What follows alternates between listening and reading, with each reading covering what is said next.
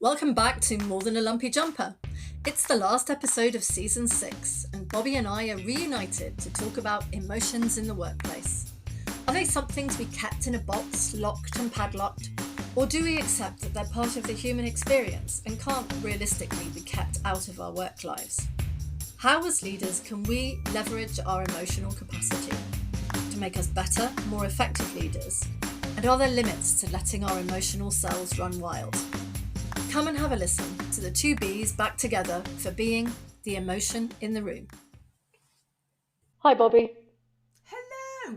How are you? That was high I'm emotion. okay. I wonder if that was fake or not. I'm okay. I'm okay. Yeah, it's our last episode of season 6, which seems it's extraordinary, isn't it? Season 6, because, oh my God, we're 18 months into this that you've been having to contend with me on and off for recording, and how life has Well, shifted in all of yeah. that time, which has been rather lovely to actually have spent all of this season talking about change. Yes, maybe you just turn professional when I'm not around because because the first thing you said to me when we spoke was like, I forgot to do the outro and I forgot to I do know. the intro. So Yeah, yeah, I'm yeah. glad that you're saving your best bits for other people. Well, and so it should be. I mean, you are my sister, so you don't really Yeah, frigging count. But, when I'm thanks. trying to, well, in a different way. So I can just turn up as some kind of hot mess with you. It might not be quite so wise. Mind you, just remember, one of my guest things, some yesteryear back, I didn't have a record button, trying to record with guests that I didn't even know very well. Do you remember that? Oh, yeah, I know. I mean, we have had some right old humdingers in terms of our professionalism. Yeah, you're right. The trend has definitely moved towards professionalism than I, than I, not. as I say, I just think that we need to really take ourselves in check, because that's not what we wanted to be. Yeah, So and also no one will please believe God, it either. no, it won't. So please God, let us get back to what we're really like, rather than anyone thinking that we've got the slightest idea that we know what we're doing, because we Well, we clearly think don't. we might be back to that this episode because I am not massively prepared. I have done a little bit of homework, but Yeah, I haven't been massively prepared because I was like, yeah, I'm just going to talk about how I'm feeling and yeah. what could possibly go wrong. So So yeah, that's it. so I've done some. I got some really beautiful chunky books, two in particular, which I think I'm hoping are going to be really helpful to people. So I've interwoven those. But I read something, and it may well have been something that you snaffled, so I'm going to go first, haha, about quite what's happening with this whole business at the moment about emotion in the workplace, and quite how good we seemed to be getting at it during the pandemic. And yet we can now see in the press so many companies that seem to be regressing. Hmm. So let me just unpack that a bit. So what I mean, and I know this from personal experience as well, because when I read this I was like, oh, yep, tick, because what it was saying in the article was that during the pandemic, we, the royal we, many of us got that much better about that validation and understanding of emotion, because everybody was in the same boat. What the fuck was going on? People were dealing with really quite traumatic experiences with people who'd actually got COVID, but then you had the whole sort of ripple effect about homeschooling, dealing with your parents potentially, or your loved ones you're not being able to get anywhere near because they were being isolated, the whole works. So there was a right emotional melee going on, and people got much better at being understanding of that. So that was one element to it. There was a whole level of room for flexibility, which was helping stabilise, in certain respects, people's emotions, and we were prioritising people. And now you can see that there are those companies that are going, right, we need to have everyone back in the office 5 days a week. Suddenly people aren't trusted to be working at home anymore, even though they could do it the whole time whilst we were going through the pandemic. There's a level of wanting to shut down the emotionality, like it doesn't happen, leave it at the door. And then dearest Saint Brené is the one, and I think it's, oh God, Susan David who says it as well about emotional agility, is that whether you like it or not, emotions are going to leak out even if you try to keep them in a box, locked and padlocked. And so there's this element about it not being part and parcel of the workplace. I think I just want to start with where we're actually coming at this from, that it's there, whether we like it or not. and we would be much better at working out how to embrace it rather than trying to tell people to leave it at the door or to shut it down when it happens. Yeah, I think looking at that, and I had a relatively trauma-free COVID experience. So I hadn't really been thinking of it or remembering how that was for so many people. But of course, where I'm working now and the context I'm working in now is also very emotional people. There's a lot of traumatized people. And so it's very similar. And I've been interested in my own experience being a leader and having to an extent, not to keep my emotions at the door, because it's impossible. I think that let's start with that. This idea that somehow you can cram them all in a box and hide them away, one is just not realistic for most people. I mean, maybe some people can do it. I don't think many can, because as you said, they leak. And secondly, it's so unhealthy to do it. You pay a price if you do it. And I think I experienced that certainly, where I felt I had to be the strong, stoic person. And even when you're not in pretty traumatic circumstances or working in traumatic circumstances, there are all kinds of emotionally difficult decisions that have to be made as a leader. And you've given examples of where you've had to have conversations where you're making someone redundant or where you're firing someone. And for anyone to have to do that, if you turned around to me and said, that doesn't impact me at all, I feel no impact, I would be very worried about any person who said that. Yeah, I agree. So you're absolutely right. Whatever spectrum of difficult scenarios we're leading in, we are going to be bringing emotions to work. And it's then what you do with them and how you, and even like using the word manage sort of suggests that, again, you're still trying to put them in a box. And I found some really, and I was going to ask you about this because there's a really interesting Forbes article that talks about the difference between expressing emotion and being emotional.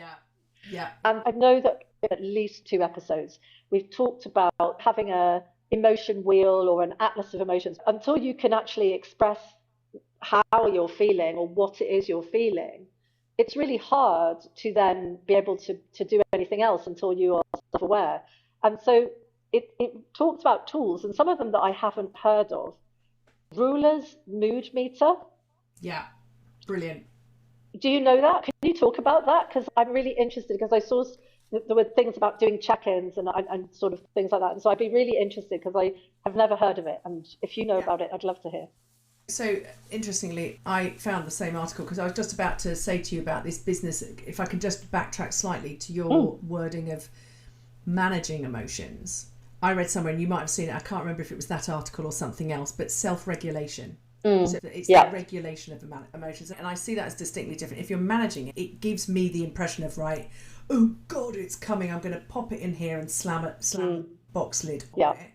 Whereas regulating, we're back to the word curiosity. We're back to that being able to regulate, because rather than saying something like, I am angry, like that's your whole being, it's I'm noticing I'm angry. Now let's take a look at why I am. And is it anger? And I'm going to say that before I get into the mood meter, because of course what the mood meter helps with is a vaster range of words and language, because this is half of the issue, I think, for leaders, that we're either angry or happy or joyful, happy, sad.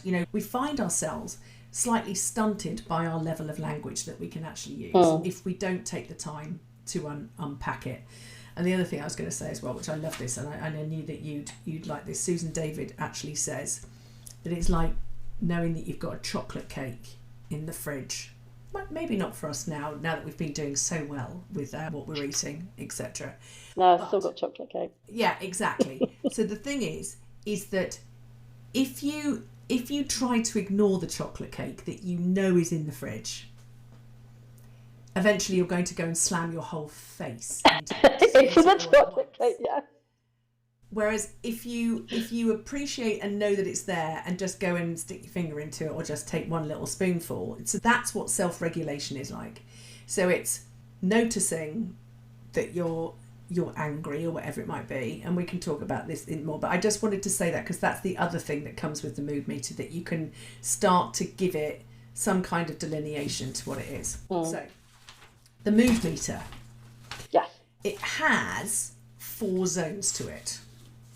So needless to say, you've got your red, yellow, green, and you've also got blue. And I think I've put this link in so that people can see an image of this as well. Oh, cool. So basically, you've got quadrants, and along the bottom, so which I can never remember which way round is the X and Y axis, but the horizontal axis is going from negative to positive, and the vertical axis is going from lower energy to high energy, right?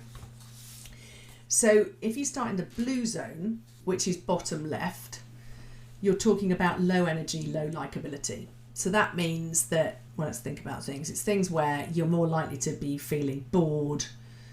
You could be sad, you could be depressed, you could be restless, you could be procrastinating. But basically, you're in an area where things are feeling a bit despondent and you're lackluster. There's very little energy going on. So that's low energy, low likability. If you move to the red zone, that is high energy, low sympathy.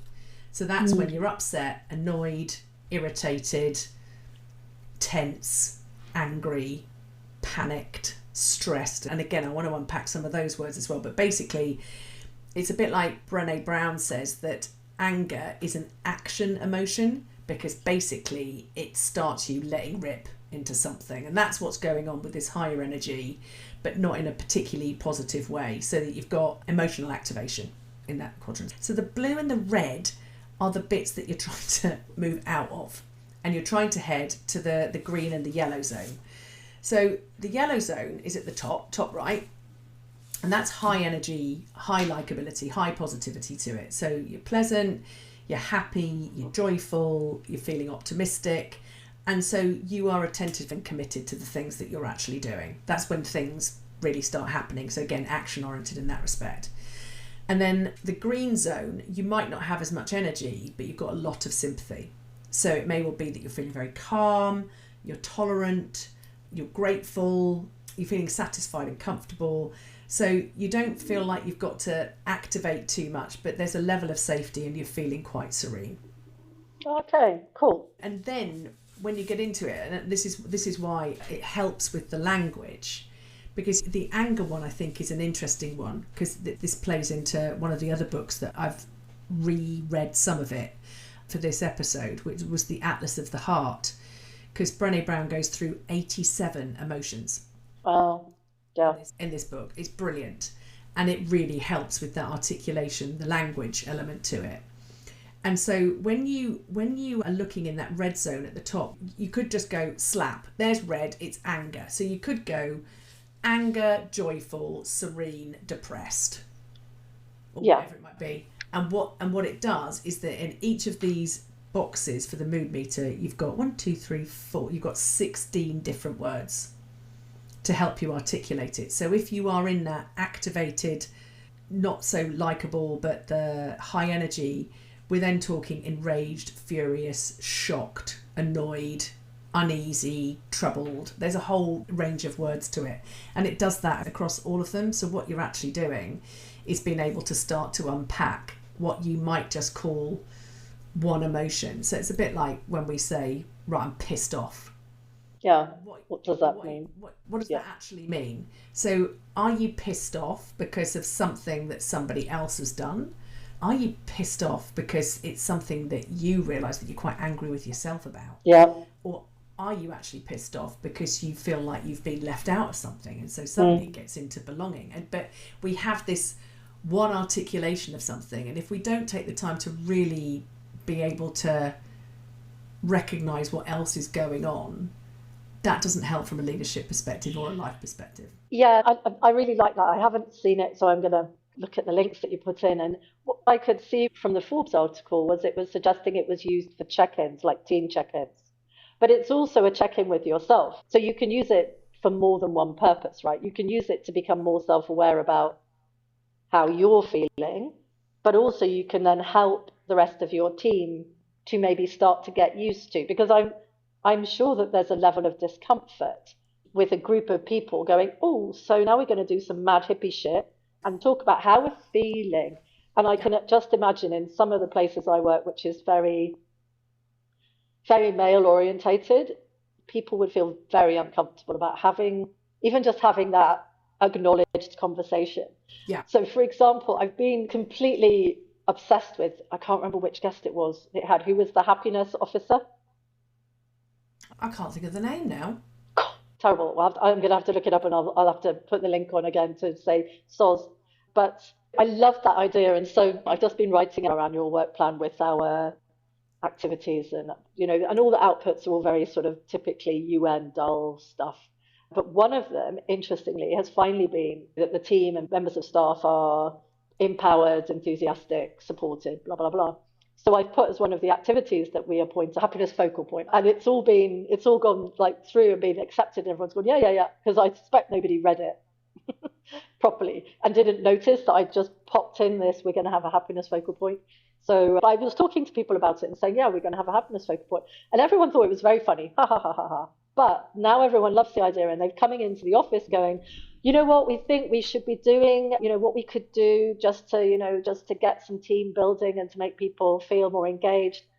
And so actually, we haven't got a happiness focal point at all. No one's been appointed, but it's inspired people to start to think about ways to, that, because I imagined that it was going to be me, and now I don't have to do anything because everyone's already doing it themselves, which is awesome. So here's the thing as well, especially when somebody started. So I know from my school governor work that the mood meter is actually used within schools.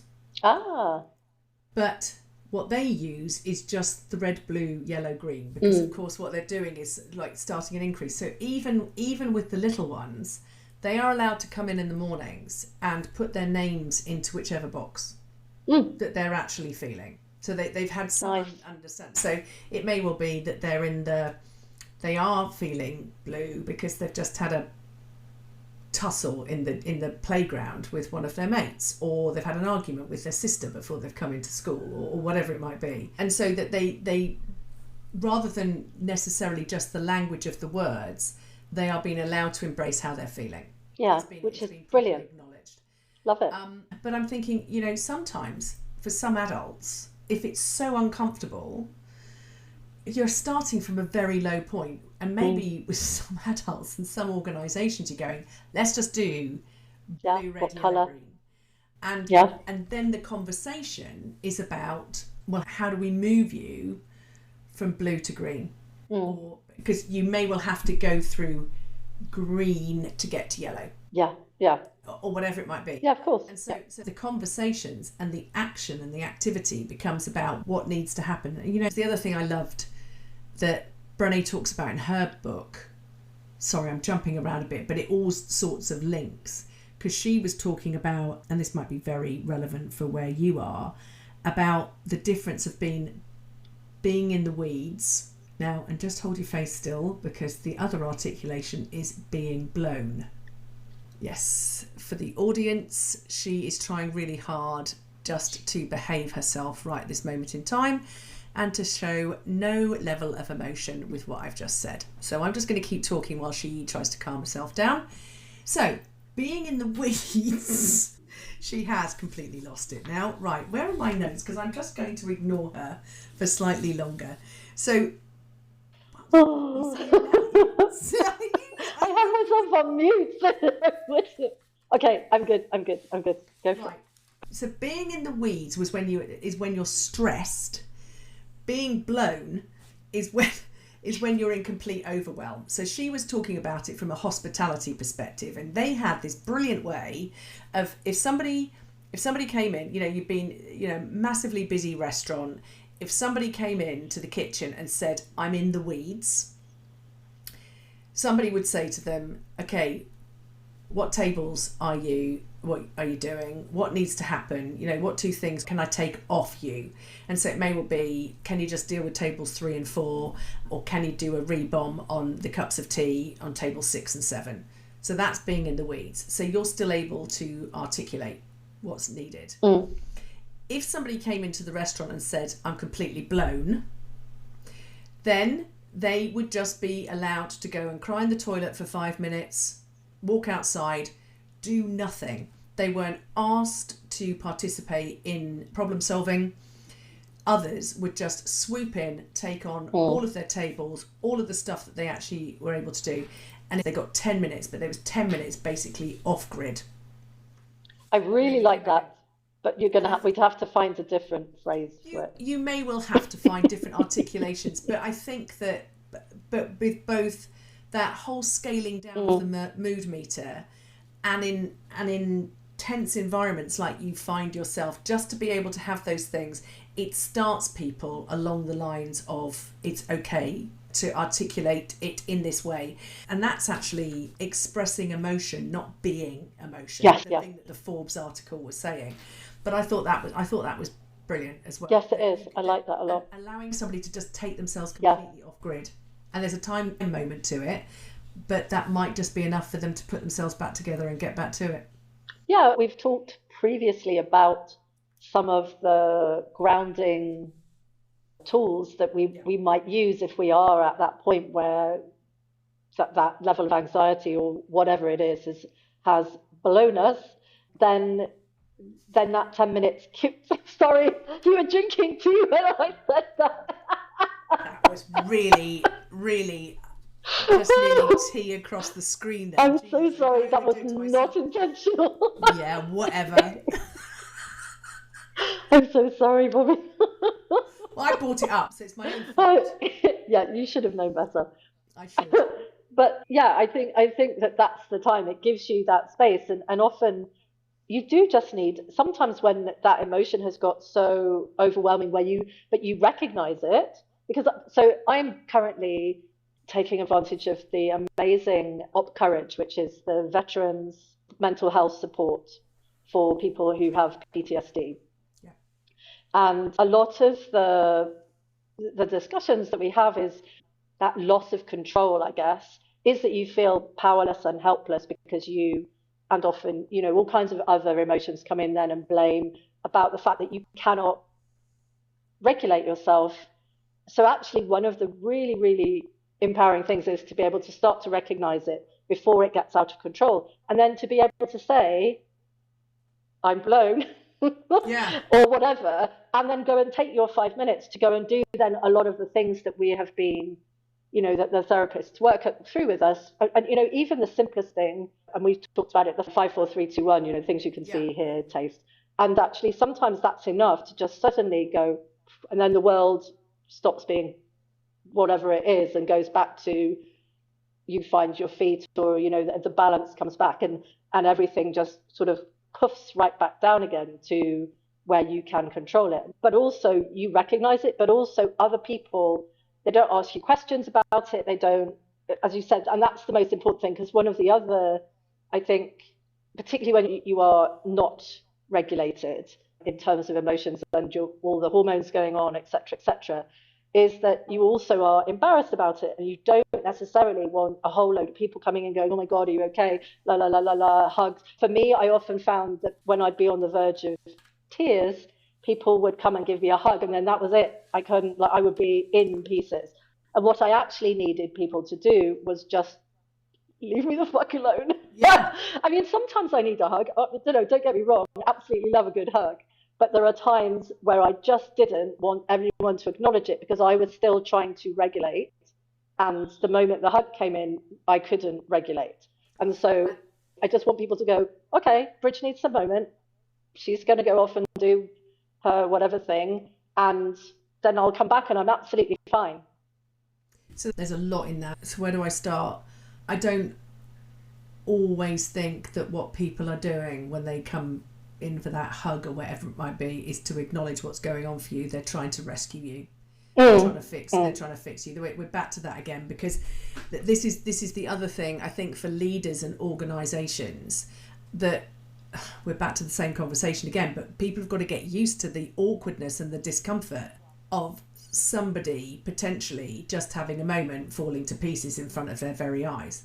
The other element to it is to be able to articulate it, even if you've got to come up with another statement other than, oh God, Although I still think we're going to have to use it forever now, because that actually might rescue me straight away. The moment I say I'm blown, I'll be like, you know what? Actually, I'm okay now. I said it. I've laughed. I'm good. And that's the thing, because as soon as you acknowledge it, as soon as you're articulating it, it takes the wind out of the emotion sails. Yeah. Because it's suddenly not internalized, and you're no longer heading towards powder keg city, you know, from that perspective, where you're just holding it in. And it's those elements that they talk about, is the things that lead to burnout, the things that lead to, you know, probably ending up having an explosion and losing all level of connection, and because everyone's like, Jesus Christ, stand back, because I've just got a bit of that, and all of that sort of stuff. But just in those two words, even if it's then like you guffawing with laughter on the floor, it's done its job. But that whole level of, if you weren't guffawing and you were just like, I just need my 10 minutes, you don't want somebody scuttling after you to the toilet when you're sort of like rocking backwards and forwards or anything like that. No. And so what I do think helps in the example that Brené gives as well, is that what people were doing was, rather than having to hack into the discomfort, was getting active.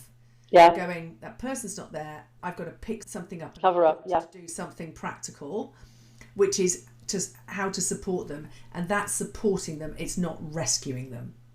Yes. It's a really massive distinction where, you know, oh, do you want a hug? Isn't what's needed. You just need to scoop up and make sure that everything's okay, so that they can just go and get the space that they actually need. I think it also, for the people who have to then get on and cover all the other activities while the person is having their moments, that also in a way helps to sort of get rid of some of the discomfort, because then they, as you said, they've got something else to focus on, rather than, oh my God, what's going on with Bridget? She's lost her mind. It is just, okay, well, we've got to do this, and we get on with it. And so the discomfort sort of dissipates also to an extent. And by the time you come back, everyone's already busy singing. You just come in and go, I'm good. I'll take that. Thanks. And I think the other thing is as well, is that I was reading somewhere that when you're in that level of overwhelm, blown state, I can't remember who said it now, but basically what's happening to your psyche and your nervous system can't keep up, which is why it goes into overdrive. But the interesting thing is that what tend to then happens, the thing that completely destabilizes or freezes you, is your cognitive element to it, because what's going on is like, while I'm falling apart, there's this not happening and that not happening and this isn't getting done and tra-la-la-la-la, which makes it 10 times worse. Yes. But in this situation where it's a case of, I'm here rocking backwards and forwards in the toilet, having a minor league meltdown, it's fine, because I can do this for 10 minutes, and there are a load of people out there just sorting all of the shit out, so I haven't got to come back to all of that, and it being 10 times worse when I return. And you know, and I'm not meaning to make it sound flippant, you know, when it's like a dinner service in a restaurant. I understand that for some people with the things that they've actually got, but I think that the premise of it still rings true for me. Yeah. Whatever the level of extent is to it, and it may well be that it's not 10 minutes. It may well be that it's got to be 10 days or whatever it might be. But I'm saying that systematic approach of knowing that you're going to be all right because there is a net to catch you. Yeah. When it happens, I think is what organisations should look to be doing. And of course, as you said, if it's not there, and you know, for many people, they don't experience that. And as you said, it makes it 10 times worse, and then just puts you into sort of a spiral, I guess. So yeah, I think that being able to recognise that everybody has minor meltdowns. It's completely normal for someone to feel overwhelmed by something at some point. And it doesn't have to be in the extent of someone who has mental health issues or is suffering from PTSD or whatever it is. But even for people on that level of the spectrum, having that network is a game changer. But of course, in terms of leadership and management, having that sort of network for when people are just suffering from a short period of overwhelm also allows outputs to carry on being delivered rather than everything to grind to a halt because everyone stood around gawping at one person who's just lost it for a bit. And I can imagine it in anywhere. You can see it, you can imagine it in a restaurant, you can imagine it in a call center, you can imagine it after a really fractious client conversation, in a reception after you've dealt with a particularly obnoxious group of people, whatever it is. Those sorts of circumstances arise all the time. Yeah. And if everything grinds to a halt because one person loses it for a little bit, then of course that's not great for the business either. So not only is it good for making people feel safer, but it's also good for your outputs. If the people bit isn't the thing that's driving you, you can at least be still driven by the business case for it. Element of it, absolutely. Now, I think what this proves is that with Brené having 87 emotions, we could do a whole season, one emotion at a time. Cause that would be fun. We're in this area, but it seems to be, especially with the way that the world is going at the moment, that level of overwhelm is one of the mainstays to it. But I'm also interested, because if you're going to have not necessarily a happiness officer, but you are looking on the mood meter, how do you keep people in the yellow state? Yeah. Now, we know the reality is you can't always keep people in the yellow state. But I'm just wondering, because again, this element of leaders role modelling particular things, but not faking. Yeah. So just, that, I'm just putting on my happy face and it'll all be fine. I was talking to some people the other day who I'm working with, and one of the leaders was sort of like saying, well, I put on my game face, and even if I am falling apart on the inside. And I've been working with these people for quite a while. I thought, whoa. And now I can see that this level of serenity that they're just trying to give the whole time. What they were basically saying to me is that then they weren't always feeling like that. And I think that people feel it. Not in a like, oh my God, what a bloody fraud. But it's just like, what on earth is really going on for you? Because nobody can support or back up. If people sense into that masking, it erodes trust. Yes, I completely agree. And also, as you said, the leaking pervades, so if there is someone who is smiling, but actually through gritted teeth, actually we can sense that. And if you've got someone who is passive aggressive or, all of those things, actually that starts to make other people feel uncomfortable and just a little bit out of kilter. Just like if someone is genuinely happy, when people laugh, it is infectious. So when we say, emotions leak, but emotions are also quite infectious, and even fake emotions are infectious. Can be pervasive. Absolutely. Yeah. I think the interesting thing is as well, and I hadn't really thought about this until I was looking at all of this, is that we automatically assume that emotions will leak outwards so they can be externalized. I think that there are some people with some level of strength that they leak inwards. And I just wonder what on earth that's doing to their internal organs if they're literally stewing in their own juice, to stop what's really going on for them coming out.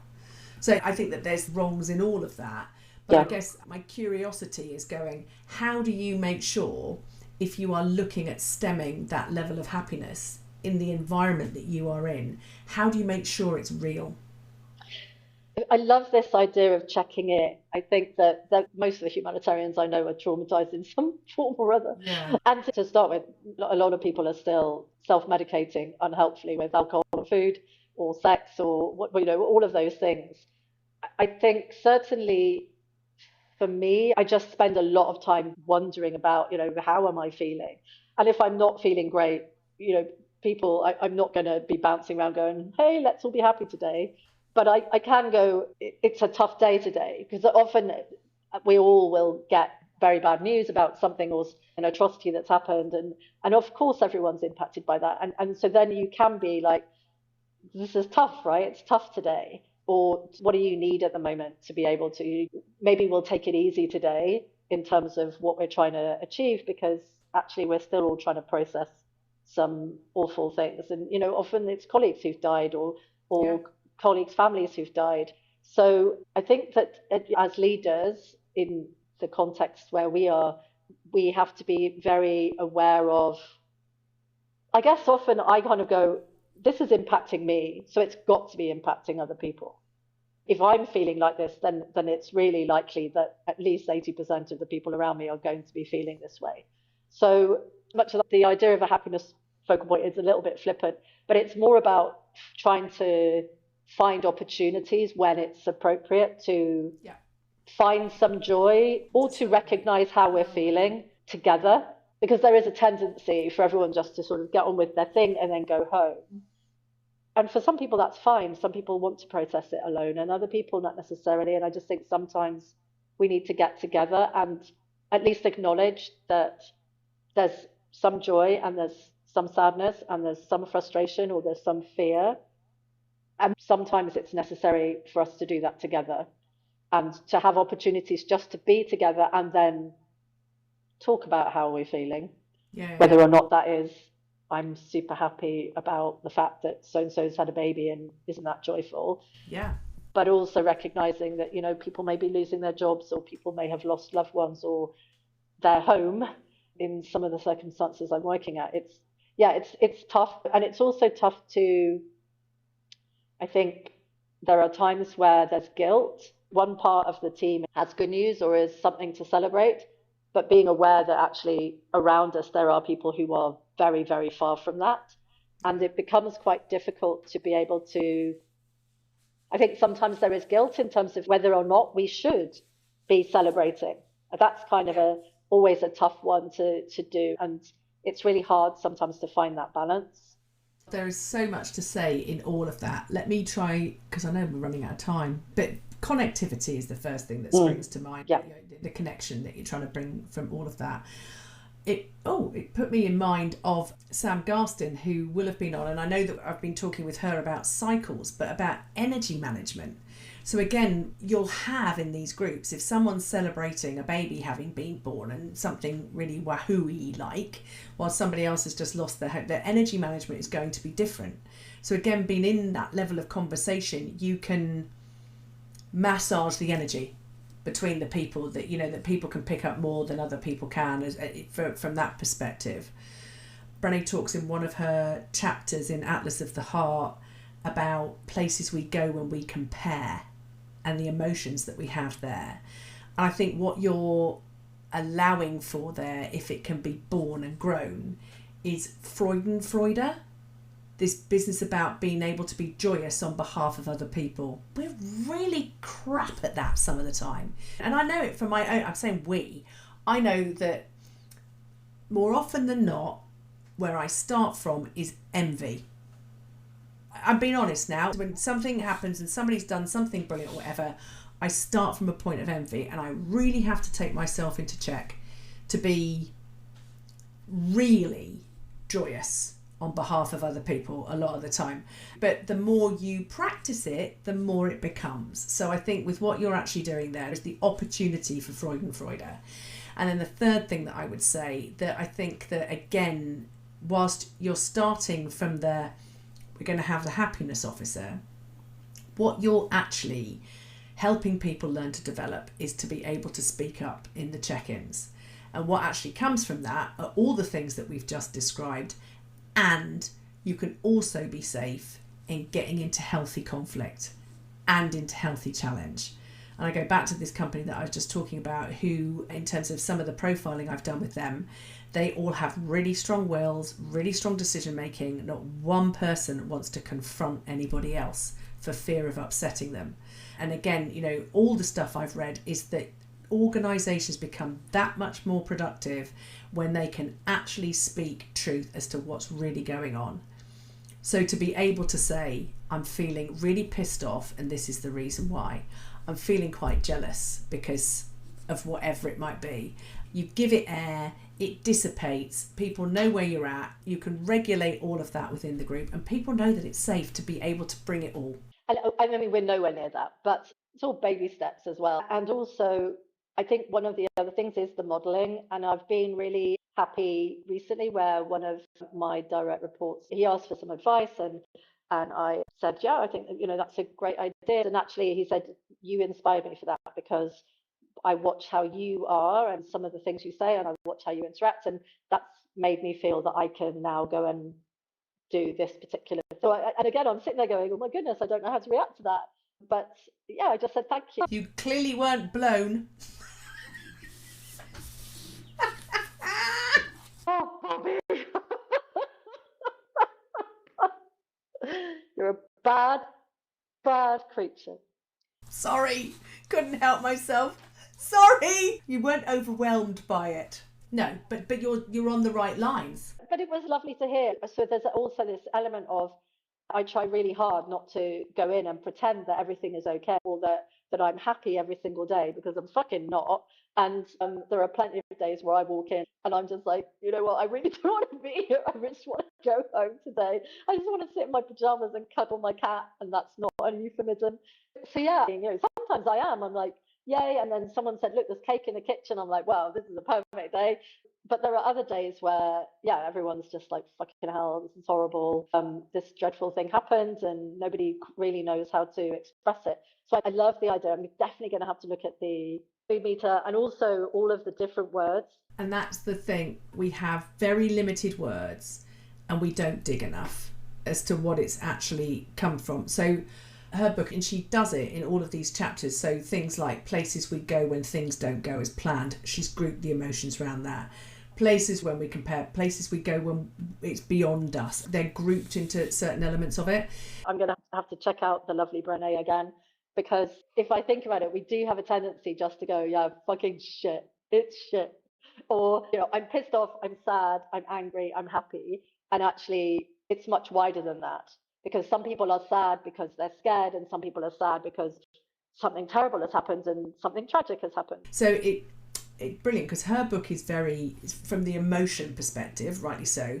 And then the other book that I've read as well, No Hard Feelings, Emotions at Work and How They Help Us Succeed, which is a much more practical, light-hearted book by Liz Fosseline and Molly West Duffy, and I'll put that in the links as well, because it almost uses emotions as data. Like, your feelings aren't facts, let them inform you, not control you. I loved that. It also talked about being selectively vulnerable. We've talked about vulnerability a lot. So all the things you've been talking about having the group do, and those baby steps, they're learning to be selectively vulnerable.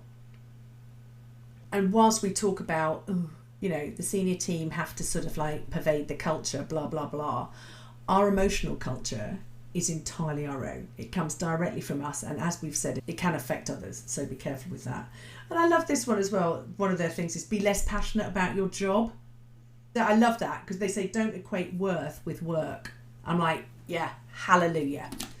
But I think that, you know, when you are in situations like you are in, it can become so all the things that you're talking about and the things that you're talking about doing with the team, I think actually aid and abet reminding them who they are, and they're not just their job. They're real humans. Exactly. And I think that it's a really hard thing. Humanitarians do tend to get wrapped up in that, particularly. I know that it's not just humanitarians, but lots of other people who do these sort of caring professions. But it's really interesting that you can spot the ones who have just learned to set that boundary and gone, I am not my job, and are really able to walk away, and not walk away, but, you know, when, you know, properly take a break, properly refresh, properly build their resilience, compared to those who just can't get out and can't step away, or you know, the world will end if I go on leave. And, you know, I've been there, absolutely been there. Yes, they can't even stick it in a box because they don't know where the box is. They're walking and actually are allowing themselves to be their emotion rather than expressing it. You're very different from the first time you went, my love. Yeah, absolutely. I mean, I definitely am. And I know that my other friends and my family also have noticed the difference. It's taken a lot of work.